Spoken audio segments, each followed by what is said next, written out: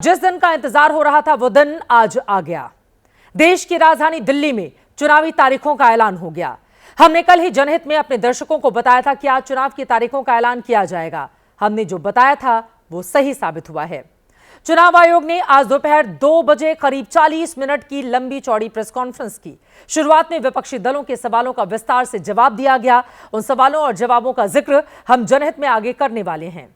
चुनाव आयोग ने 2 विधानसभा सीटों पर उपचुनाव के साथ ही दिल्ली में सभी 70 पर विधानसभा चुनाव की तारीखों का ऐलान किया है। 5 फरवरी को वोटिंग होनी है। नतीजे 8 फरवरी को आएंगे। चुनाव के लिए नामांकन की प्रक्रिया 10 जनवरी से शुरू होगी और 17 जनवरी तक चलेगी। चुनाव की तारीख के ऐलान के साथ ही आचार संहिता भी लागू हो गई है, यानी विकास के कामों पर अब रोक लग गई है। कल तक कुछ नेता पैसे बांटते दिख रहे थे, अब वो पैसे भी नहीं बांट पाएंगे। सरकार की ओर से वोटरों को प्रभावित करने वाली कोई भी घोषणा अब नहीं की जा सकेगी। चुनाव आयोग ने तारीखों के ऐलान के साथ ही 3 बड़ी बातें भी कही हैं। उम्मीदवारों से प्रचार में मर्यादा बनाए रखने की अपील की है। उन नेताओं को नसीहत है जो प्रचार में विवादित बयानों के बाउंसर फेंक रहे हैं। दूसरी बड़ी बात यह है कि चुनाव आयोग एक परफॉर्मा लाने जा रहा है जिसमें राजनीतिक दलों को बताना होगा कि मुफ्त की स्कीम का खजाने पर क्या असर पड़ेगा। और तीसरी बड़ी बात जो कही गई है वो केंद्र सरकार के लिए 1 फरवरी को देश का आम बजट आएगा। इसी ने कहा है कि केंद्र दिल्ली से जुड़ी कोई भी घोषणा उस बजट में ना करे। दिल्ली में चुनाव की तारीखों के ऐलान के साथ ही दावों का दौर भी अब शुरू हो गया है। देखिए इस रिपोर्ट में। दिल्ली दिल से वोट करेगी, ऐसा हमें उम्मीद है। इधर चुनाव आयोग की प्रेस कॉन्फ्रेंस खत्म हुई, उधर नेताओं ने नतीजों को लेकर अपने पक्ष में भविष्यवाणियां शुरू कर दी। हम पूरी तरह तैयार हैं कि आम आदमी पार्टी की सरकार फिर से बनेगी। हमारी सरकार बन रही है, अच्छे बहुमत से बन रही है। देखो इस चुनाव में तो हम लोग सरकार बनाएंगे।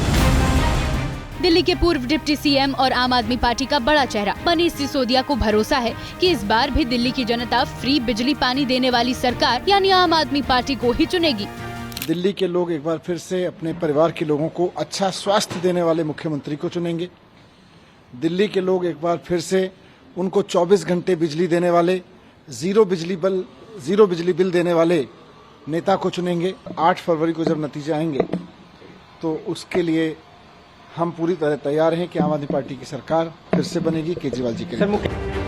वहीं नई दिल्ली से केजरीवाल को चुनौती दे रहे बीजेपी उम्मीदवार प्रवेश वर्मा कह रहे हैं कि दिल्ली में इस बार आपकी रेवड़ी पॉलिटिक्स नहीं चलेगी।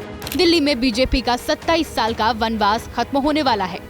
दिल्ली की जनता अरविंद केजरीवाल के झूठ से परेशान है, अरविंद केजरीवाल के धोखे से परेशान है और वही सबक सिखाने को तैयार है। इस बार लोगों ने ये ठान लिया है कि मोदी जी के साथ में मिलकर वो पार्टी की सरकार बनाएंगे जिसमें झगड़ा नहीं होना चाहिए।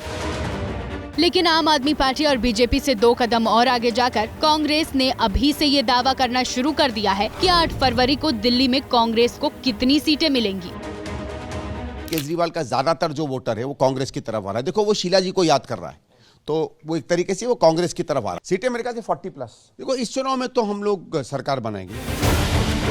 दिल्ली के दंगल में ओवैसी की AIMIM भी ताल ठोक रही है। दर्जन भर सीटों पर उम्मीदवार उतारने जा रही है। ओवैसी की पार्टी खुद को किंग मेकर बता रही है। बहुत जल्द सीटों का अनाउंसमेंट हो जाएगा। बाकी किंग मेकर की भूमिका MIM की जरूर रहेगी इंशाल्लाह। जो भी सरकार बनेगी यहाँ से भारतीय जनता पार्टी को जो हरा सकती है ताकतें, हम भी उसमें शामिल हैं। अब ये तो 8 फरवरी को ही तय होगा कि किसके दावे में कितना दम है।